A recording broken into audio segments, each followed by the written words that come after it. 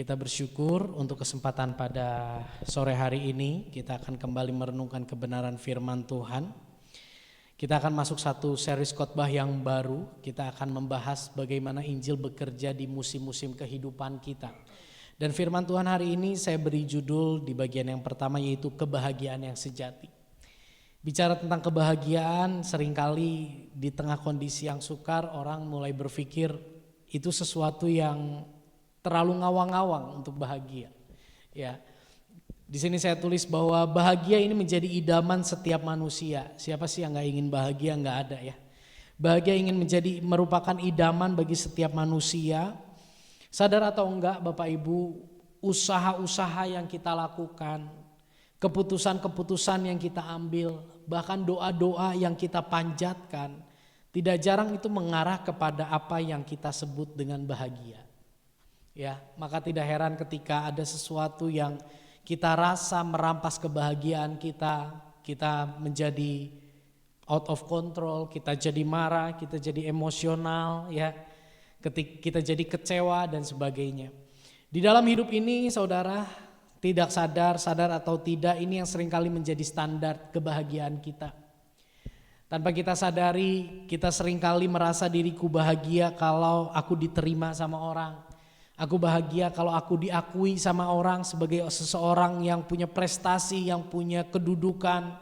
Atau kebahagiaan kita ditentukan, standar kebahagiaan kita adalah tentang bagaimana ketika situasi berjalan ada di dalam kendali kita.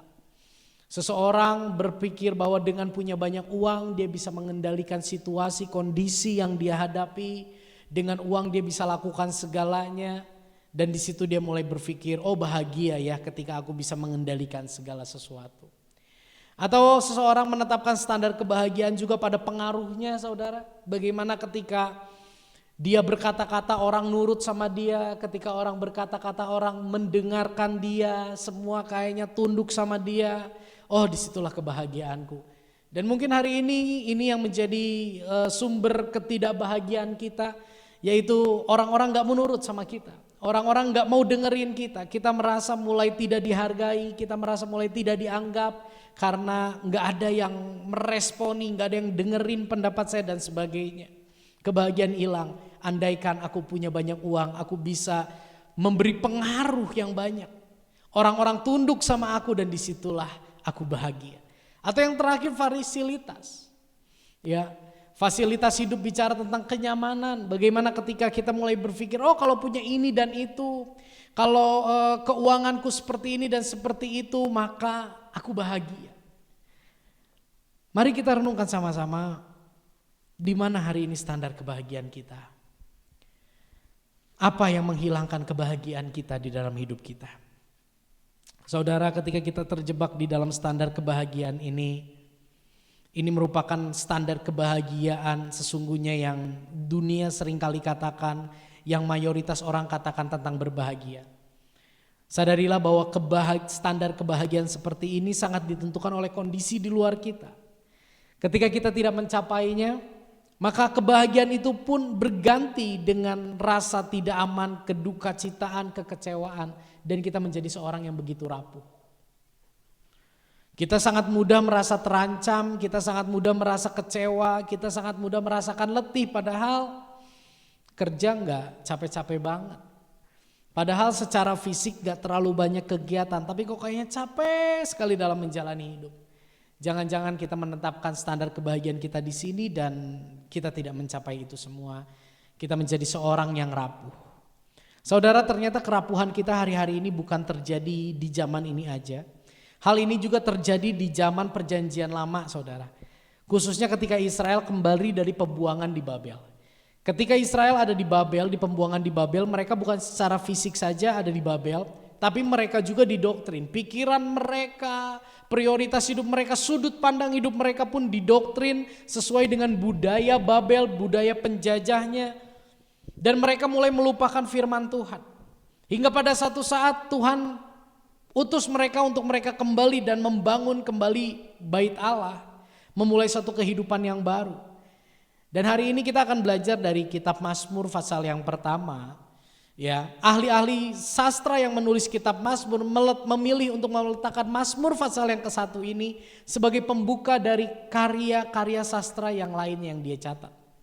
Saya bagi dalam 3 slide, kita baca sama-sama 3 slide ini. Mazmur 1 ayat yang ke-1 sampai dengan ayat yang ke-6, 1, 2, 3. Berbahagialah orang yang tidak berjalan menurut nasihat orang fasik, yang tidak berdiri di jalan orang berdosa, dan yang tidak duduk dalam kumpulan pencemooh. Tetapi yang kesukaannya ialah Taurat Tuhan, yang merenungkan Taurat itu siang dan malam. Ia seperti pohon yang ditanam di tepi aliran air, yang menghasilkan buahnya pada musimnya, dan yang tidak layu daunnya, apa saja yang diperbuatnya berhasil.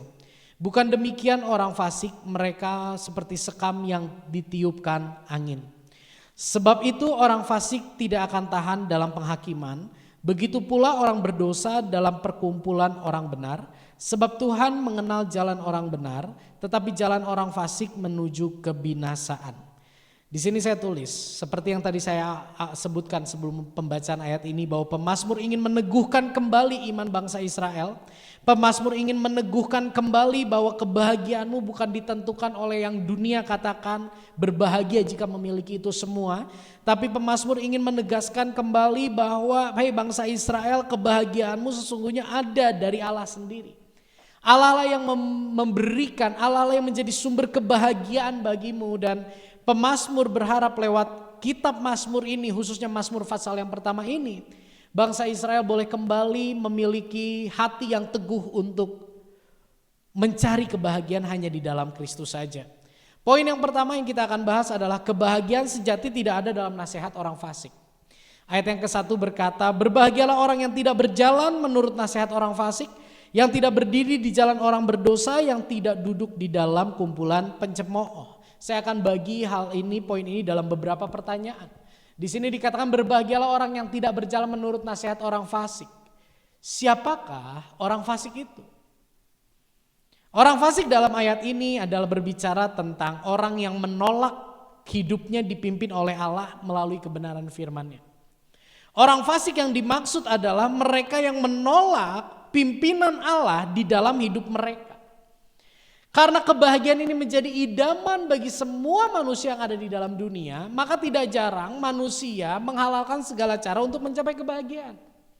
Dan mereka merasa bahwa Tuhan dan firman-Nya itu mengekang kebahagiaan mereka sehingga mereka menolak untuk dipimpin oleh Allah. Bagaimana hidup orang fasik? Mereka begitu mengejar dan mengusahakan untuk mencapai kebahagiaan versi mereka. Ya, orang fasik bisa berbahagia, bisa mereka berbahagia. Tapi kebahagiaannya adalah kebahagiaan versi mereka. Dan hidup mereka disibukkan dengan mengejar, mengusahakan untuk mencapai apa yang menjadi kebahagiaan versi mereka. Tanpa mempedulikan apa yang menjadi kehendak Allah, mereka menghalalkan segala cara untuk mencapai kebahagiaan versi mereka. Mereka bisa terlihat sangat rohani, saudara, dengan tujuan agar Allah memberi apa yang mereka inginkan sehingga mereka bahagia. Jadi orang fasik bukan orang yang gak pernah ke gereja. Mungkin aja mereka pernah ke gereja, tapi dengan satu motivasi supaya Tuhan memberi apa yang membahagiakan bagiku. Saya bersyukur Komsel hari Kamis kemarin kita sama-sama belajar tentang satu kata, yaitu baik. Kalau kita percaya bahwa Tuhan itu baik dalam setiap waktu kehidupan kita. Kalau kita percaya bahwa Tuhan itu kasih dan setianya ada di dalam setiap musim hidup kita. Percayakah kita apa yang tidak kita pandang baik itu merupakan kebaikan dari Tuhan? Orang fasik begitu diinterupsi sama Tuhan, begitu mengalami intervensi dari lingkungan, sesuatu merenggut kebahagiaannya, maka orang fasik akan terus mengejar dan mengusahakan untuk mencapai kebahagiaan versi mereka dengan melupakan apa yang menjadi isi hati Allah di dalam kehidupannya sebagai ciptaannya. Kita lanjut. Bagaimana nasihat orang fasik? Apakah nasihat orang fasik itu selalu salah? Enggak. Nasihat orang fasik itu tidak selalu buruk. Nasihat orang fasik itu tidak selalu salah. namun fokusnya kepada kebahagiaan sendiri, tidak mempedulikan Allah serta agendanya selaku pencipta. Jadi nasihat orang fasik itu bisa sangat bijak, nasihat orang fasik itu bisa sangat baik, tapi yang membedakan kebahagiaan dari firman Tuhan dan kebahagiaan orang fasik adalah nasihat firman Tuhan dengan nasihat orang fasik yang membedakan apa? Nasihat orang fasik sangat terfokus bagaimana hidupmu bahagia. Hari ini kebenaran begitu abu-abu. Oh ya, buat kamu ini satu kebenaran karena kamu ngalamin kondisi itu. Bersembunyi di balik kata wajar. Ya. Nasihat orang fasik itu bisa sesuatu yang kayaknya sangat bijak. Bisa sesuatu yang tidak salah. Tapi pusatnya hanya berfokus kepada kebahagiaanku. Tidak lagi mempedulikan apakah yang membahagiakan perasaanku ini itu juga membahagiakan perasaannya Tuhan. Apakah hal buruk ini ada dalam agenda Tuhan untuk membentuk hidupku atau tidak? Orang fasik tidak mau berpikir bahwa keburukan yang terjadi dalam hidupnya merupakan bagian dari agenda Tuhan untuk membentuk hidupnya. Kita lanjut. Seperti apakah orang fasik diumpamakan? Saudara, Mazmur 1 ayat yang keempat kita baca sama-sama 1, 2, 3. Bukan demikian orang fasik, mereka seperti sekam yang ditiupkan angin. Kehidupan orang fasik itu bisa sangat terlihat bahagia, bisa sangat terlihat berhasil, bisa sangat terlihat ideal kehidupannya. Namun firman Tuhan katakan mereka itu seperti sekam yang ditiupkan angin. Tahu Bapak Ibu sekam? Sekam itu adalah kulit gandum atau kulit padi, itu sekam. Lebih gampangnya mungkin lebih terlihatnya Bapak Ibu kulit kuaci. Ya. Kalau makan kuaci itu kulitnya itu sangat mudah terbang gitu ya.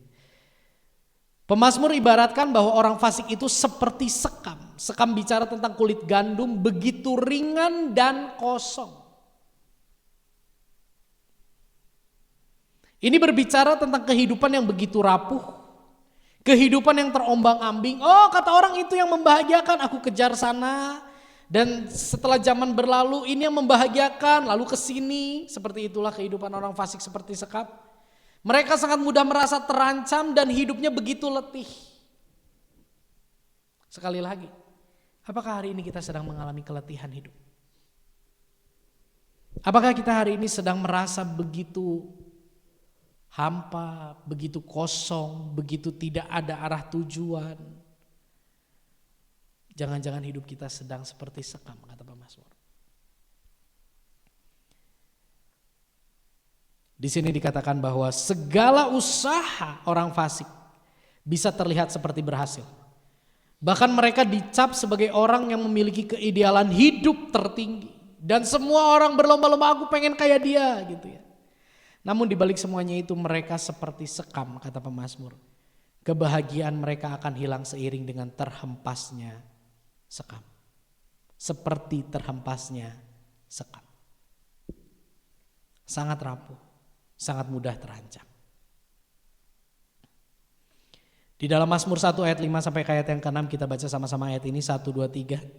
Sebab itu orang fasik tidak akan tahan dalam penghakiman, begitu pula orang berdosa dalam perkumpulan orang benar. Sebab Tuhan mengenal jalan orang benar, tetapi jalan orang fasik menuju kepada kebinasaan. Seideal-idealnya hidup mereka, seberhasil-berhasilnya hidup mereka, ketika mereka berfokus untuk mengejar kebahagiaan versi mereka sendiri dan melupakan Tuhan sebagai penciptanya, maka ujung hidup mereka adalah kebinasaan. Bapak Ibu pernah lihat tali rafia? Tali rafia yang dirol, ya? Bilanglah, saya ibaratkan itu sebagai kehidupan kita. Dan sebetulnya kehidupan kita itu sangat pendek. Masih ada kehidupan di dalam yang diibaratkan dengan rolan tali rafia itu yang begitu panjang. Hidup kita di dunia ini nggak lama. Hidup kita di dunia ini sangat singkat. Hidup kita di dunia ini nggak ada yang tahu kapan akhir hidup kita. Biarlah lewat poin ini kita sama-sama merenungkan. Bagaimana kehidupan kita? Siapa yang tidak bahagia menurut firman Tuhan? Berbahagialah mereka yang tidak berjalan menurut nasihat orang fasik, yang tidak berdiri dalam kumpulan orang berdosa, yang tidak duduk dalam kumpulan pencemooh, tapi yang kesukaannya ialah Taurat Tuhan. Siapa yang tidak berbahagia? Yang tidak berbahagia adalah mereka yang berjalan. Ini bicara tentang mereka yang mencoba mengikuti nasihat orang fasik. Siapa yang tidak berbahagia? Yang tidak berbahagia adalah mereka yang mencoba untuk mengikuti nasihat orang fasik. Awalnya semua coba-coba. Awalnya semua merasa bahwa jalan itu akan membawa kepada keidealan. Orang yang tidak berbahagia yang pertama pemazmur katakan adalah yang mencoba mengikuti nasihat orang fasik. Setelah berjalan berdiri. Ini berbicara apa? Setelah mencoba, lalu setelah itu dia diam dan mulai merenungkan, asik juga ya jalan ini. Ternyata jalan ini tidak seburuk yang dikatakan Bapak Pendeta. Ternyata jalan ini tidak seburuk, tidak semenakutkan yang firman Tuhan katakan. Mereka mulai merenungkan, mereka mulai menikmati. Itulah yang pemazmur maksud dengan berdiri di jalan orang berdosa. Mulai merenungkan nikmatnya, mulai meresapi. Dan akhirnya yang paling terakhir, mereka yang tidak berbahagia adalah mereka yang duduk dalam kumpulan pencemooh. Artinya mereka mulai duduk itu berbicara tentang mereka mulai setuju dengan nasihat orang fasik. Mereka mulai secara aktif memikirkan, menghidupi dan membicarakan itu. Yang pada akhirnya mereka jadi orang fasik juga. Yang mengajarkan kepada orang lain untuk hidup sesuai dengan nasihatnya. Itulah bicara tentang duduk. Poin yang kedua yang kita akan pelajari pada sore ini adalah kalau kebahagiaan sejati tidak ada di dalam nasihat orang fasik, maka kebahagiaan sejati ada di dalam Taurat Tuhan. Kita baca sama-sama Mazmur 1 ayat yang kedua, 1, 2, 3. Tetapi yang kesukaannya ialah Taurat Tuhan, dan yang merenungkan Taurat itu siang dan malam. Firman Tuhan, pribadi Tuhan tidak melarang kita berbahagia. Bahkan dia pun sangat ingin kita menikmati kebahagiaan. Namun kebahagiaan yang sejati yang datang dari dia itu ada di dalam Taurat Tuhan. Tetapi yang kesukaannya ialah Taurat Tuhan, dan yang merenungkan Taurat itu siang dan malam. Bicara tentang kesukaan. Kesukaan ini bicara tentang kerinduan. Bicara tentang hasrat, bicara tentang sesuatu yang kita pandang begitu berharga dan begitu indah di dalam hidup kita. Perenungannya hari ini, masih adakah kesukaan terhadap Taurat Tuhan di dalam diri kita? Masih adakah kerinduan kita untuk kita bersekutu dengan Taurat Tuhan? Masih adakah kerinduan, hasrat untuk kita merenungkan Taurat itu siang dan malam? Jika kita sudah tidak memiliki kesukaan terhadap Taurat Tuhan, kita tidak menemukan sukacita di dalam Tuhan, kita akan mencari sukacita dari yang tadi di awal saya jelaskan. Kita akan mencari sukacita di validasi, kita akan mencari sukacita di kontrol kita. Kita akan mencari sukacita di kuasa kita. Kita pengen orang semua tunduk sama kita. Kita mulai cari kuasa di kenyamanan kita. Yang akhirnya uang menjadi segalanya. Kalau aku punya uang aku bisa diterima orang. Kalau aku punya uang aku bisa mengendalikan kondisi yang ada. Kalau aku punya uang aku bisa mengatur semua orang untuk sepakat dengan apa yang aku katakan. Kalau aku punya uang aku bisa mencapai semua kenyamanan. Ketika kita mulai tidak menyukai firman Tuhan, kita akan mencari kesukaan yang dunia tawarkan. Dan tadi kita sudah bahas bahwa ujungnya adalah kebinasaan. Tetapi yang kesukaannya apa? Taurat Tuhan. Di dalam perjanjian lama, Bapak Ibu, ketika pemazmur tulis ini, kondisi belum seperti kita. Di dalam perjanjian lama, Taurat Tuhan itu bicara tentang kebenaran yang tertulis. Taurat Tuhan itu, orang-orang ketika mendengar Taurat Tuhan, mereka akan langsung terfikir terhadap rangkaian kata-kata yang harus mereka baca, yang harus mereka lafalkan, ucapkan, yang harus mereka renungkan dan mereka lakukan. Tapi hari ini kita hidup di zaman anugerah, kita hidup di zaman perjanjian yang baru. Di mana Kristus sudah hadir, sehingga ketika kita mendengar kata Taurat Tuhan, ketika kita mendengar kata firman Tuhan, itu adalah bicara tentang kebenaran yang bukan lagi hanya tertulis, tapi kebenaran yang dihidupi. Siapa yang menghidupi kebenaran itu? Yang menghidupi kebenaran itu adalah Yesus sendiri. Kita baca sama-sama ayat ini, Yohanes 1 ayat 14, 1, 2, 3. Firman itu telah menjadi manusia dan diam di antara kita, dan kita telah melihat kemuliaannya, yaitu kemuliaan yang diberikan kepadanya sebagai anak tunggal Bapa, penuh kasih karunia dan kebenaran. Puji Tuhan. Yohanes dalam tuntunan Roh Kudus sangat menyadari bahwa Yesus bukan pribadi manusia biasa. Tapi Yesus adalah perwujudan, pengejawantahan Taurat Tuhan itu. Di dalam perjanjian lama Taurat Tuhan itu tertulis, namun di dalam perjanjian baru Taurat Tuhan bukan hanya tertulis, tapi Taurat Tuhan pun dihidupi. Yesus pernah berkata, aku datang ke dunia bukan untuk meniadakan hukum Taurat, tapi aku datang ke dunia untuk menggenapi hukum Taurat. Aku datang ke dunia untuk menghidupi hukum-hukum itu, karena saat itu manusia salah dalam menerapkan, dalam menafsirkan hukum-hukum itu. Yesus hadir, firman itu menjadi manusia, menjadi daging, dan di akhir ayat ini sangat indah. Firman Tuhan itu penuh kasih karunia dan kebenaran. Artinya kebenaran yang dihidupi di dalam Taurat Tuhan itu terdapat kebenaran yang dihidupi dan limpah dengan kasih karunia yang merengkuh manusia berdosa.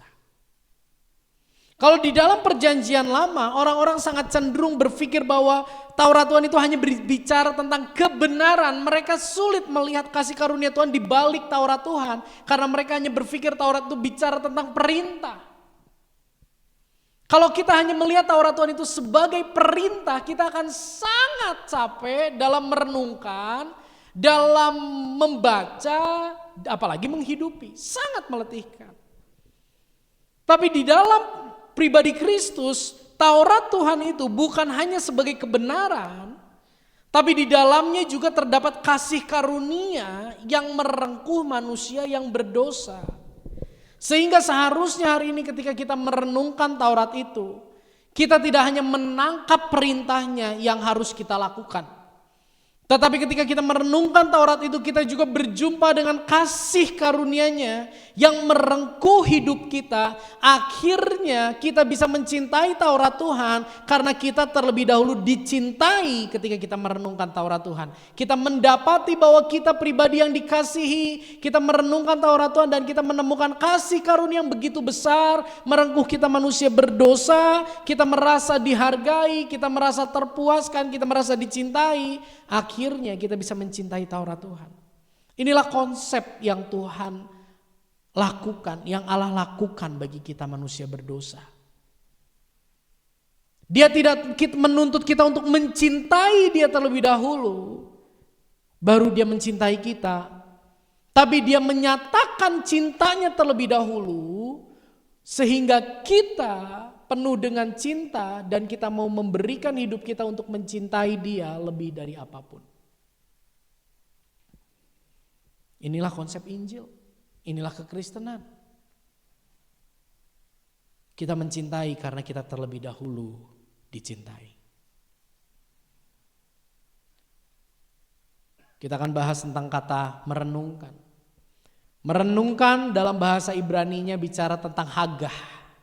Hagah itu membaca atau mendengar, artinya memasukkan firman Tuhan di dalam pikiran dan hati kita lewat baca atau dengar.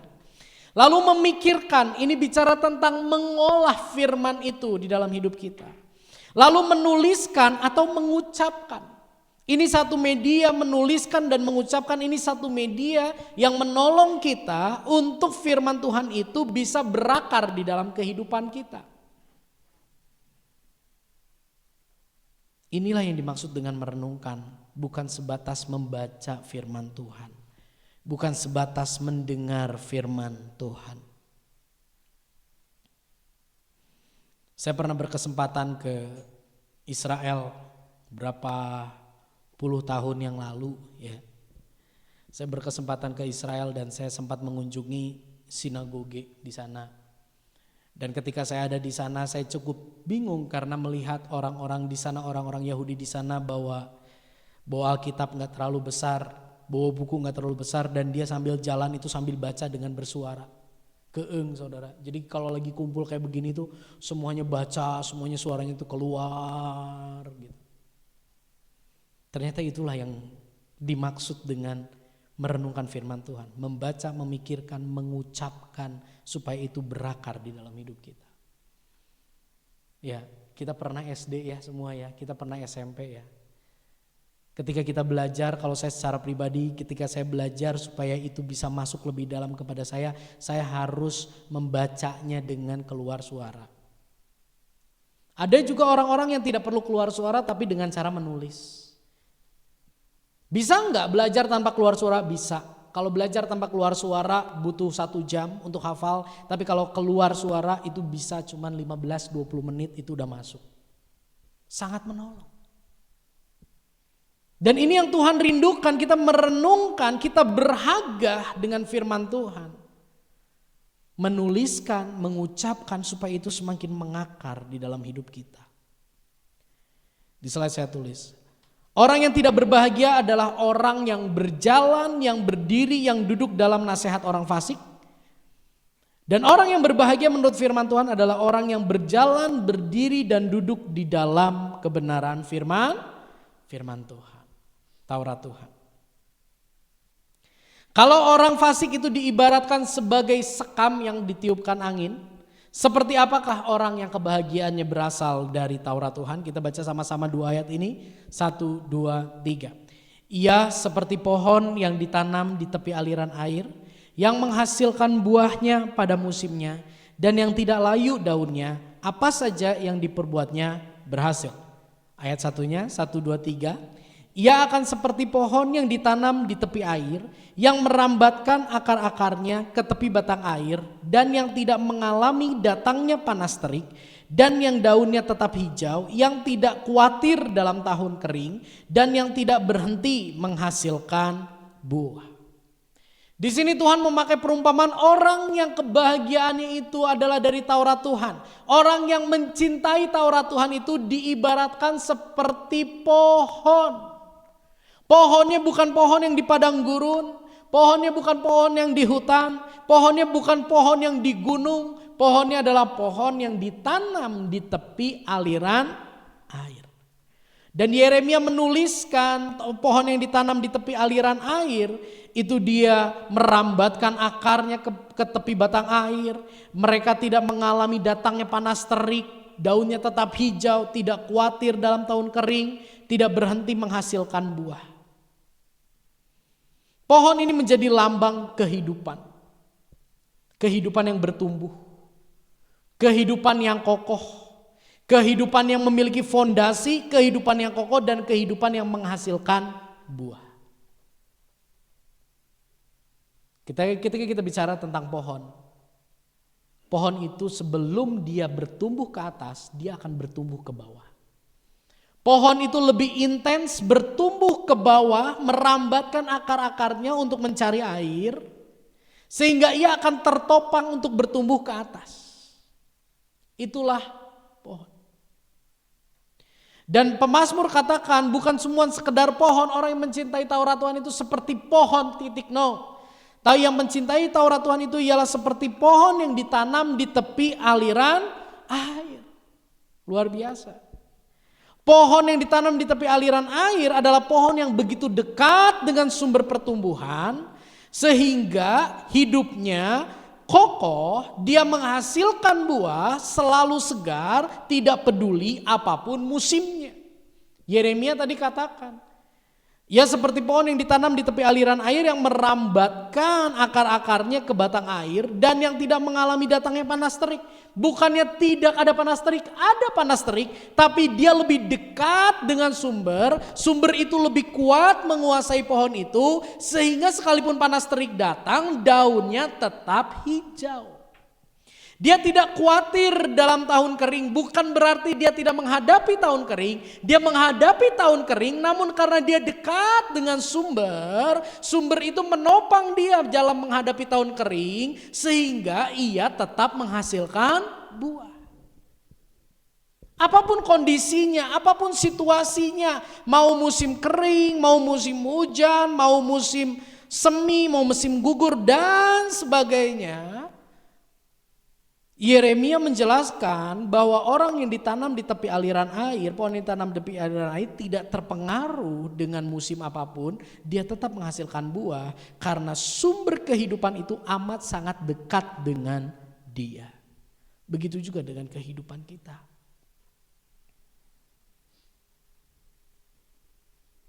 Hari ini hidup kita seperti apa? Seperti sekam atau seperti pohon yang ditanam di tepi aliran air? Bagaimana cara memeriksanya? Simpel. Bagaimana emosi kita ketika kebahagiaan kita direnggut? Ya. Bagaimana kehausan kita, kerinduan kita untuk kita bersekutu dengan firman Tuhan?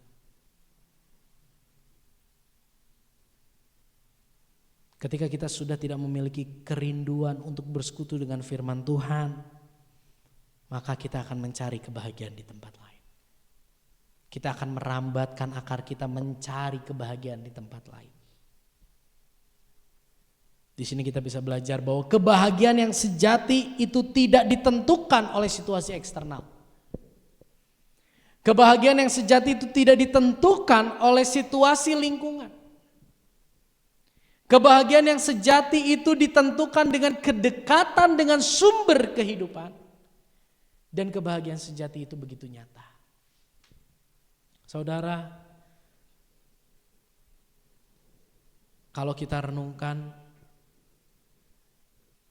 mungkin pernah di masa lalu kehidupan kita merasa bahwa keputusan ini akan mendatangkan kebahagiaan bagiku. Tapi ternyata tidak demikian.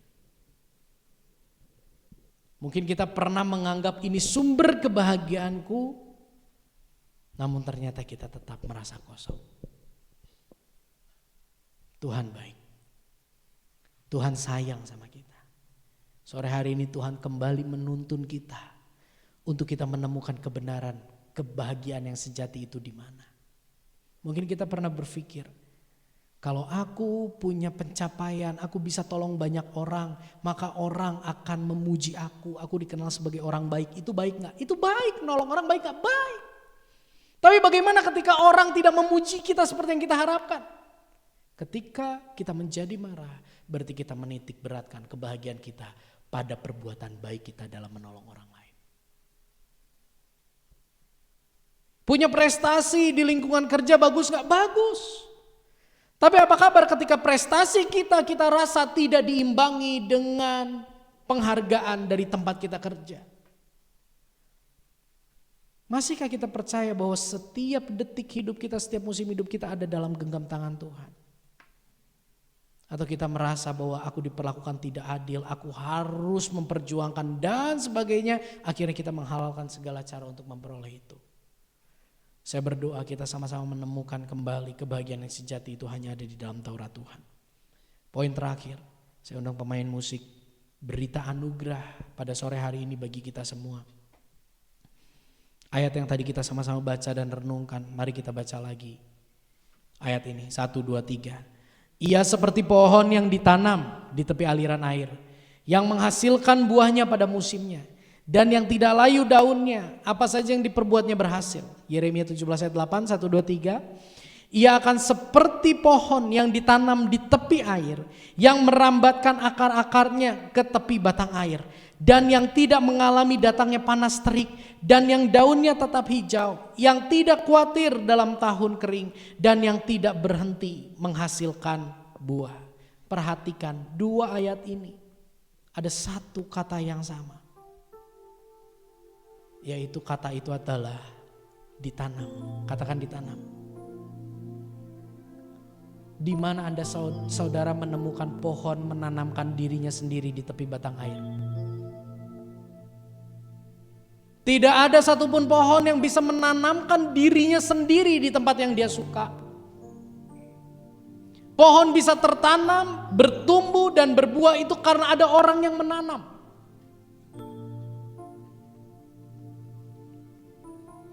Pohon tidak menanam dirinya sendiri.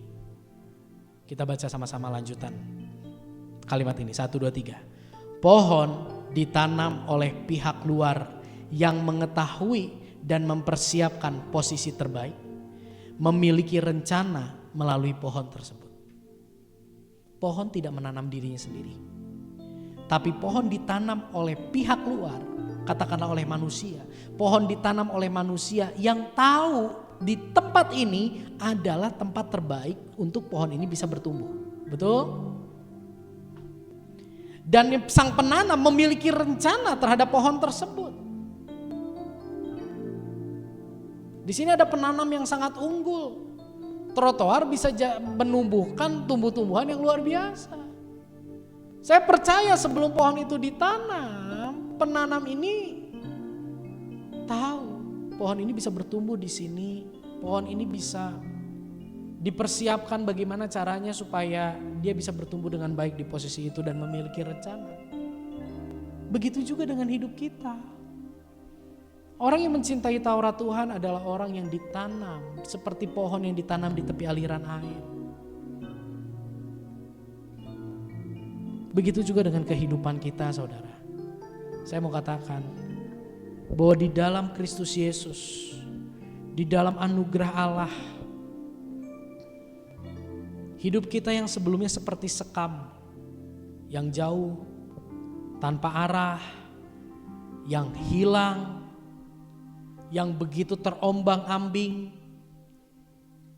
lewat anugerah Allah kita ditanam di dekat sumber kehidupan. Sehingga hidup kita menjadi kokoh, menghasilkan buah tetap segar dalam segala musim kehidupan kita. Saudara, di dalam Kristus, di luar Kristus kita itu seperti sekam yang mudah ditiupkan angin. Kita mudah sekali terbawa oleh apa yang dunia katakan baik, yang katakan nikmat. Kita sangat jauh dari yang namanya pohon yang ditanam, itu sangat jauh. Kita sangat jauh dari kehidupan yang berbuah, yang ada adalah kita seperti vacuum cleaner yang menyedot kehidupan orang-orang di sekitar kita. Tapi bersyukurlah hari ini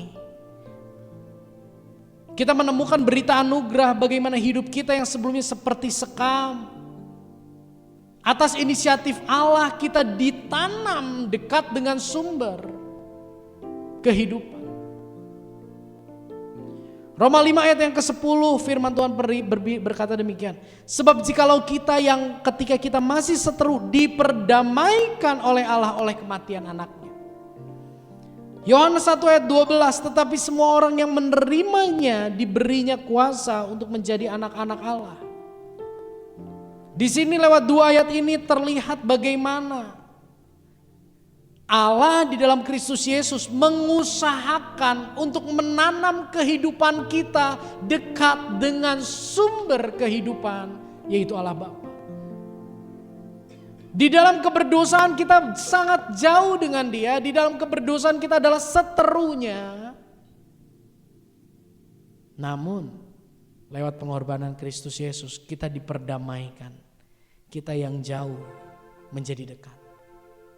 Petrus katakan, kalian ini semuanya sesat, seperti domba yang sesat. Namun lewat Kristus Yesus kalian sudah dibawa kembali kepada gembala agung kehidupan, yaitu Yesus Kristus. Mari renungkan hidup kita. Apa yang kita bisa banggakan di luar Kristus? Kebahagiaan apa yang pernah kita cicipi di masa lalu di luar Kristus? Mungkin hari ini di tengah masalah pergumulan yang hebat yang terjadi di dalam hidup kita, kita mulai berpikir untuk menghidupi kembali hidup kita di masa lalu. Tapi saya mau katakan, kebahagiaan di dalam Kristus itu jauh lebih indah dari kebahagiaan yang dunia tawarkan bagi kita. Dan untuk memperdamaikan kita yang adalah seterunya dengan Allah Bapa, dan kita bisa diangkat menjadi anaknya. Di atas kayu salib Yesus pernah berkata, Eli, Eli lama sabachthani. Artinya Allahku, Allahku mengapa engkau meninggalkan aku. Ini perkataan bukan perkataan yang asal terucap. Ini merupakan jeritan hati Yesus yang berseru kepada Bapa karena di atas kayu salib dia merengkuh setiap keberdosaan manusia yang tadi kita bahas. Kasih karunia Allah itu yang merengkuh kehidupan kita manusia berdosa. Dan ketika dia merengkuh keberdosaan kita, dia harus mengalami ketertinggalan dengan Allah. Dia harus ditinggalkan, dia harus terpisah dengan Allah Bapa. Dan dia lakukan itu, dia rela terpisah supaya kita bisa bersatu dengan Bapa. Keterpisahannya itu membawa kita dituntun untuk masuk, ditanam di tepi aliran air. Di atas kayu salib, Yesus sang anak Allah rela terpisah dari Bapa agar kita yang sebelumnya yang adalah seteru Bapa dapat diadopsi menjadi anak-anak Bapa. Saudara, sebelum kita mencintai Taurat Tuhan, sebetulnya kasih karunia itu sudah dinyatakan kepada kita. Dan kasih karunia itu mendekatkan kita yang jauh. Kasih karunia itu membawa kita untuk kita ada di dekat dengan sumber kehidupan.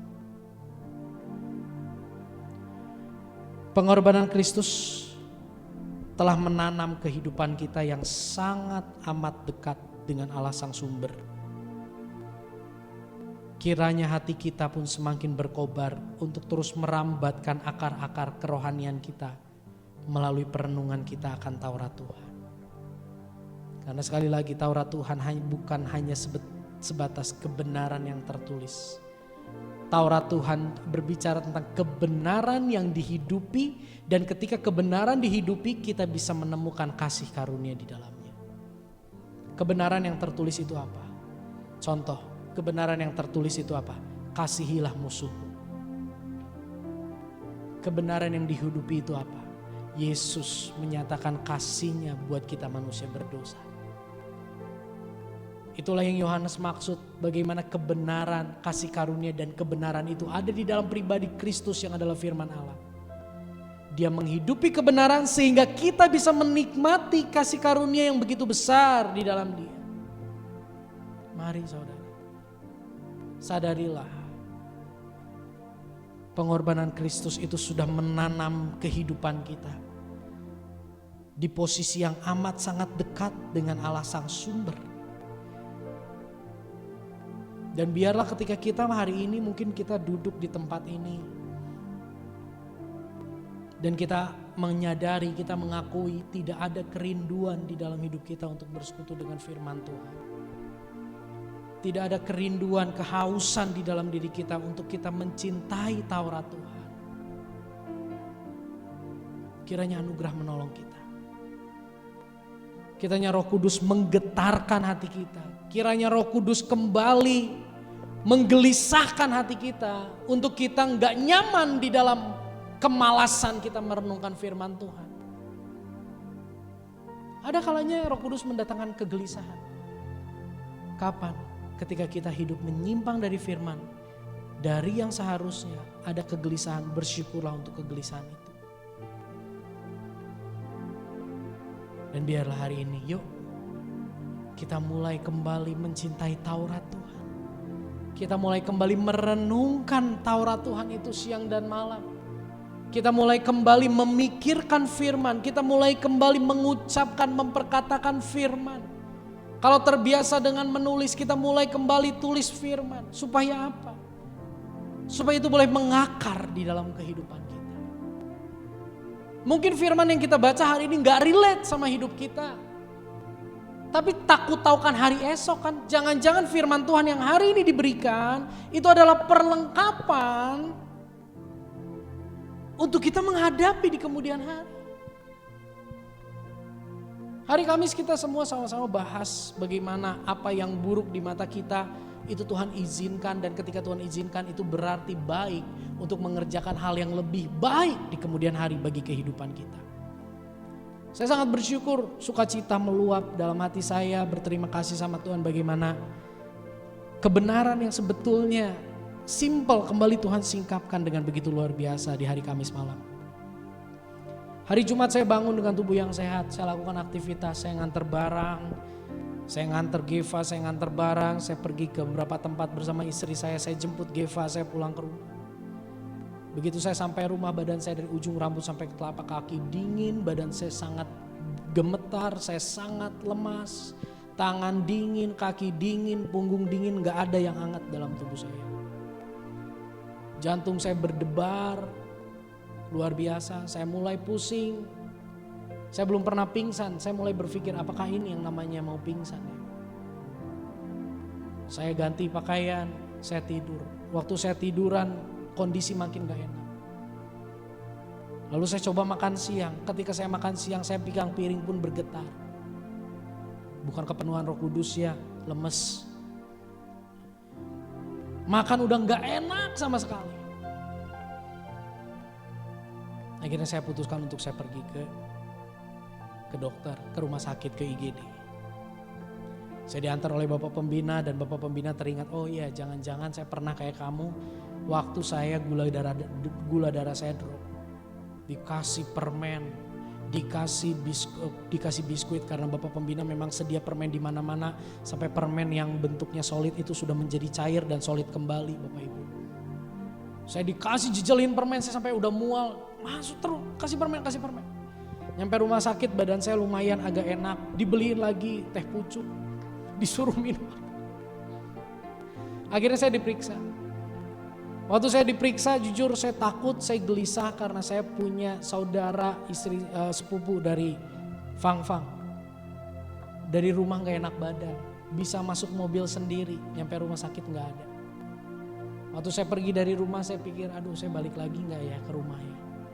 Karena badan saya udah sangat-sangat gak enak. Waktu di rumah sakit saya tiduran di bed. Gak berapa lama di bed depan saya ada seorang anak muda seusia dengan saya kira-kira. Masuk juga di situ. Saya diperiksa. Setelah saya diperiksa, puji Tuhan semuanya baik. Kemungkinan gula darah sempat drop, tapi karena yang manis-manis itu masuk jadi agak tinggi sedikit. Saya mulai bisa tenang dan saya lihat itu mah orang yang dulu sering saya bully. Itu mah orang yang waktu saya kecil sering saya bully. Dia sendirian di situ. Dia ngeliatin ke arah saya karena saya bersama dengan orang tua saya. Di hati saya mungkin juga dia ngerasa kesepian ya, gak ada yang datang, udah berapa jam gak ada yang datang juga. Setelah semuanya oke, saya datengin dia, saya ngobrol. Ternyata dia ngenalin saya, lu Yusa kan, lu dulu bully gua. Iya bro, gua yang kempesin ban sepeda lu, gua yang putusin kabel rem sepeda lu dan sebagainya. Oh iya gua ingat. Saya tanya, lu kenapa di sini? Gak tahu Sa. Gue di jalan tiba-tiba lemes, badan gue semuanya dingin. Gue kayak udah mau black out, gue kayak udah mau pingsan, jantung gue berdebar. Nyampe sini dicek, semuanya bagus. Dia bilang gini, ini bulan ini udah ketiga kali saya masuk IGD karena kondisi yang sama. Lu kenapa Sa? Gue denger lu jadi pendeta. Lu kenapa? Sama bro kayak lu. Oh, pendeta bisa kayak gue juga. Iya bro, buktinya gue ada di sini. Ngobrol, izin ya doain, doa. Setelah saya balik ke bed, jujur ketika saya ada di pembaringan itu, ketika saya gelisah, saya cuma minta sama Tuhan, Tuhan, saya percaya ini yang terbaik dari Tuhan. Tuhan sedang mengerjakan kebaikan, Tuhan mengerjakan kebaikan. Dan lewat kejadian itu, setelah saya komunikasi sama orang itu, Tuhan taruh dalam hati saya, sangat mungkin kamu ada di tengah kondisi ini untuk kamu terhubung kembali sama orang yang kamu pernah bunuh. Untuk kembali terhubung sama orang yang berpikir bahwa kamu adalah orang yang begitu menyebalkan. Sangat mungkin orang itu adalah orang yang perlu mendengar bahwa Tuhan mengasihinya. Tuhan pegang kendali atas hidupnya dan Tuhan pilih kamu untuk kamu ketemu sama dia. Dan inilah tempat terbaik untuk kamu ketemu sama dia. Saya pulang semuanya sehat, tapi karena ulah saya juga dari kemarin malam mah saya sangat bergejolak luar biasa. Itu karena keberdosaan manusia yang tidak bisa menguasai mulut, mengendalikan mulut, mengejar kebahagiaan dari semangkuk Yahun Rica bersama dengan acar cengek. Dan ternyata itu semua sia-sia Bapak Ibu ya. Tapi kita bersyukur hari ini saya pun kembali diingatkan bahwa kebahagiaan itu hanya ada di dalam Kristus. Dan kalau hari ini kita mencari kebahagiaan kita di luar Kristus, di luar Taurat Tuhan, yuk kembali. Yuk kembali. Mulai merenungkan kembali, kalau dulu kita pernah baca satu pasal dan akhirnya kita tinggalkan. Baca lagi setengah pasal, baca lagi beberapa ayat saja. Dimulai dari nol lagi enggak apa-apa. Mari kita tundukkan kepala, kita renungkan firman Tuhan.